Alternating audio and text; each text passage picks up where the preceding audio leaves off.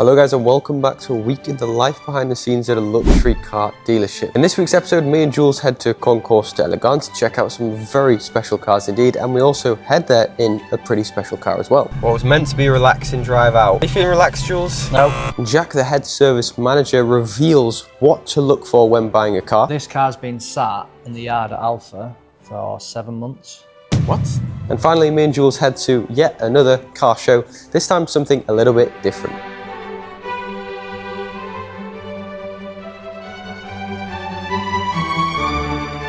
It's like an estate. An estate, yes. Very prestigious, and they host a lot of car events. It's a hotel as well, very nice hotel. And the reason we are in this vehicle, why is that, Jules? Because we are heading to, and look at that Lotus. Oof. Concours d'Elegance. Yes, Concours d'Elegance. So we thought the XJRS, in its almost concourse appearance, would be quite a fitting car to go in. Hey. What did you call this? I said, what have you done to my car, William? And the viewers probably don't know much about this car because they're pretty rare, aren't they? So incredibly tell us rare. a bit about them. So what's special about them? I mean, it looks very cool, obviously. I like the interior, it's nice. The XJRS had a bit of a hard job to do really when it first came out. It's a cool looking thing, isn't it? Very cool. An XJRS is very rare. An XJS is quite rare because they're usually all piles of dust by now. They didn't really age very well. But the XJRS, this one is an XJRS, so it's got the 5.3 litre V12 engine. V12. And it then has the TWR kit, which back in the 80s, I think it was, I'm not sure whether it was British touring cars or World Touring Cars, there was a team decided to take on an XJS to run as a touring car. So this car has what's called the TWR body kit on it. So it's got all the body kit from the touring car, so it's quite a special thing. He's looking in his mirrors now, Will, going, shit, that's an XJRS behind us. Oh dear. What was meant to be a relaxing drive out is anything but. Are you feeling relaxed, Jules? No. No. Not at all. There's nowhere to go behind us. Cars going backwards, going forwards. We're at a sticking point. Oh, It's a very wide car, Will. Sticky hands now. Now we can cut to a nice scenic drive. Look at this.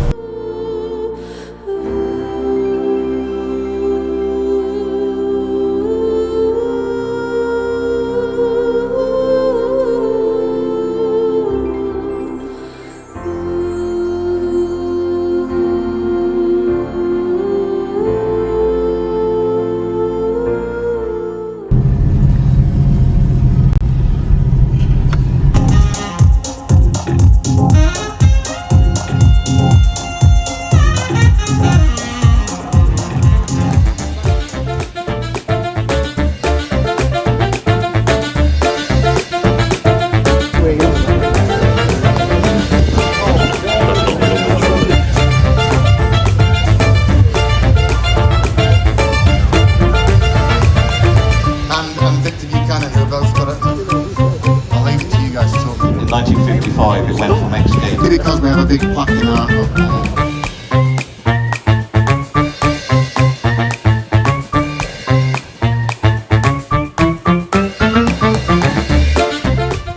Jules, that's our Porsche. Hey, it's one of our customers. At what point does the spoiler become too big, Jules? Well, Is this it? I think this is it, isn't it? Surely. That is a big wang. Yeah, good. Surely. Anything bigger than that is I assume, does it like too big. adjust?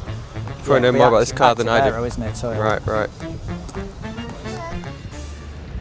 Best car here, that will. What's going on here then, Jack? Very, very expensive discs. to the naked eye, you probably can't see anything, but see all these cracks? Are these the old ones? Yeah. See all these hairline cracks from the fixing bolts all the way down? No, Jack, I can't see them. So that one's quite bad. Oh yeah, I see that, yeah. Fine. Wasn't this customer in before, or was he just getting a quote last time? Now he decided to go ahead with it? Yeah, he was just getting it all squared up and definitely confirmed that Alpha have diagnosed it correctly, which, to be fair to them, they're nasty there. This last thing you want is them to shear off at 200 miles an hour on a track. Lines here, from it being worn as I mean, well? generally, so this car's been sat in the yard at Alpha for 7 months. What? Yeah, so Why? we've obviously acquired it just due to costs and lack of commitment from the customer, really. But Alright. I'll show you the new one. We're obviously significantly cheaper than a dealer and provide a far better service. So for those of you that don't know, these are carbon ceramic brakes, and on this Alfa Romeo we have in, that's what they're fitted with. And they're what? Were they £8,000? Don't know what the list extra is new, but these, yeah, they're about £8,000 an axle. And what would Alfa Romeo quote for something like this compared to sales? I mean, we trumped them by about £1,500. So you think you're going to buy this vehicle privately, it's parked in someone's driveway. Yeah. That's the front face of the disc, which to the naked eye is perfectly fine. There's no cracks, hairline fractures at all. Yeah. Take it to Alpha for a service, and then you get the health check back for £8,000 worth of bricks. Yeah. Buying a car with ceramics, due diligence first. So there you have it. If you bought a car with carbon ceramics, and a lot of performance cars have them as standard, some have them as an optional extra, and say they needed changing, but you didn't realise, you're going to be in for around an £8,000 and £9,000 bill. We charge this customer, I believe, around £8,000, as Jack was saying. But if you went to a main dealer, it would be significantly more than that. More nearer £10,000, £11,000 for a set of discs. So we just had a customer head out in our Mercedes-Benz SL400. Not this one, the new one, the 2019 one. The black one's just sold, but we've still got the grey one for sale. And he's looking at part exchanging his Range Rover SVR. Now it's at about 70,000 miles, which is just a little bit on the higher end of what we usually would retail, but we certainly would retail. It's a very good looking car. But cars like this, it's very important to make sure when you're taking them in, there's not something seriously amiss with them. Obviously, it may need tyres, it may need a little bit of... may need tyres. May need tyres. So it will probably need tyres. You know, an odd wheel refurb, a couple stone chip, but it's, in general, for a 70,000 mile car, it's a really, really nice thing. So when we take in a car like this, we've just got to be really sure we buy it right. So Jack, the after sales manager, is going to take a look around and take you for a bit of a road test, just make sure he's happy with the car before we agree to do it. It's not loads of miles for a car like this, but just got to make sure it's been serviced on time. This one's got full Land Rover and Land Rover Specialist services, which is obviously good, and that's what we look out for. It's a nice colour, nice spec, but yeah, it's a big engine, and if there is something amiss, then it's usually not cheap. And is there anything in particular on this age and mileage of car you would look out for? Or is there anything they're known for? Or just general stuff? Not generally age and mileage related, brand specific, and obviously more so these 5 litre V8s. They do have a tendency to have stretch time and change and things, but you usually sort of hear that from... So it would be pretty obvious, would it, if that was... Yeah. So aside from that, it's just making sure there's no knocking or... Exactly, yeah. You can't obviously appraise a car and do a full pre-delivery inspection. It's just before you take it in, yeah.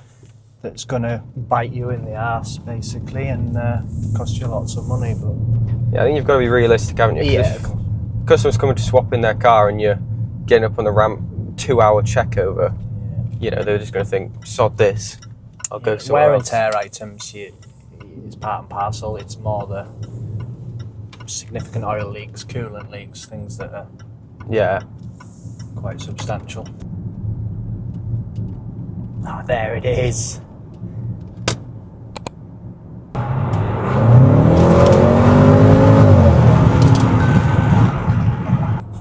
from experience and stuff as well. These switchbacks, see how it's illuminated? These are dead. These facelift ones, they're dead common for the illumination to go in these switchbacks. Right. Something you probably wouldn't notice if you haven't had much experience with them, but they're £480 each. Wow. Plus VAT. So it's knowing what to look for, really, isn't it? Exactly. It drives really well. Now it's just down to me. Go on, Chris. Get the deal done. Now this is the second show of the week, which me and Jules are heading to, and this one is ripping old cars. So we thought, well, I said we'd take the XJRS, but Jules was sick of that. So we're in the DBS. Balling today, Willie, in the DBS. Yeah.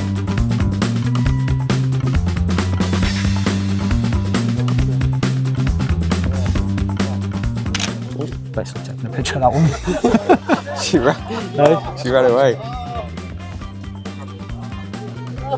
That's a rare colour, Will. Which one? Oh, that. The old XK. Oh, wow. But what about this? What's V70. is that rare? No. No. In Barrett's blue, that colour. I remember that from my Volvo days. Yeah. Barrett's blue V70. I would say it's an SE because of the wheels. Facelift car. Do you know how I know that it's a facelift car? No. Because on the pre-facelift they had wipers on the lights. Ah. And then when they brought the facelift out, it was a big thing that it had headlamp jet washers. Why'd they do that? Why? Yeah. Don't need a wiper then, do you? And because it's fiberglass, I was a bit naive really when I bought it. I got it all the way from Lime Regis. Right. And I rung a lad up with an amp with it and I said, Steve, how much to respray fiberglass car, fiberglass product? Anyway, I went in there and he said, no, sorry, don't take fiberglass cars. Same happened everywhere I went. Anyway, one bloke gave me a name of a fella down in, I think it was somewhere down in Lincolnshire, who was a TVR dealer. So I rung him up and said, yeah, send me some pictures. So come back with an estimate of £9 grand plus that. I said, fucking hell, I ain't paying that. I said, so, what do you do? I ain't paying that. That's a wrap. Is it? Yeah. No, Jerry. £1,700 quid. Well, what are you going to do? Can't tell. I didn't know that. If you look closely, Joe, you can tell around headlights. See, joint. Yeah, but fucking hell, Jerry. 1,700 quid to wrap it. Well, what the fuck are you going to do? I can have it wrapped 4 times. No brain at I that. need to wrap it again. Good, isn't it? But the thing is, most people wouldn't tell because they just think that unit Yeah. was separate anyway. Yeah. Well, if you look at original ones, it's sort of like dips there. Yeah. There's a dip in there. So really, I mean, I just because I know, don't I? Yeah. You would add that. And the join, you see, the join is up there. Yeah. You can see it at the end here. Yeah. You can see where it joins. But you've got to look close, haven't you? Can tell.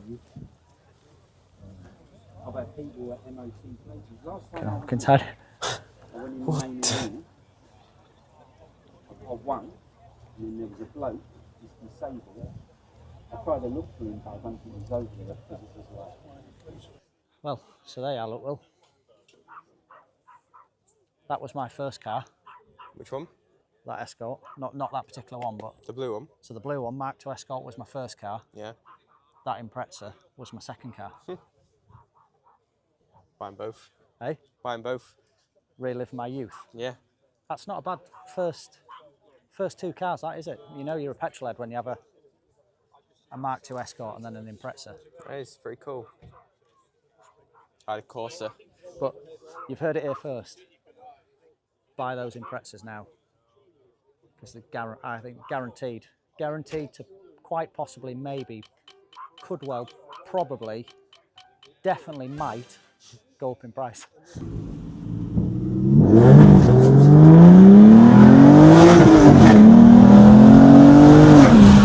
Daily drive a Bentley Mulsanne. Is it to Grantley Hall today, sir? No, I think we will head to Greg's today, Will. To where, sorry? To Gregory's. Anyway, good news. The Bentley Mulsanne, Mulliner. Get your head around this. How much do you think that car? 24,000 miles, 2013 car. That car new, subject to spec, would have been roughly £250,000, £250,000. What do you think that car's worth today? Retail, because we're not going to expose what we've paid trade for the vehicle. What do you think the retail, the RRP of that car is today? 65. No, cheaper. 55. Cheaper. 55, cheaper. Well, we only make £1,000 a car anyway, so We do. we can figure That's it why I'm out. sat here working. Yeah, and instead of that's golfing. That's before VAT and prep. Yeah. Warranties, commissions, and Oh, no, we don't pay commissions, do we really? No. 49,995. Wow. So guys, if you enjoyed the video, please like, subscribe and comment, and keep your eyes peeled for next week's episode.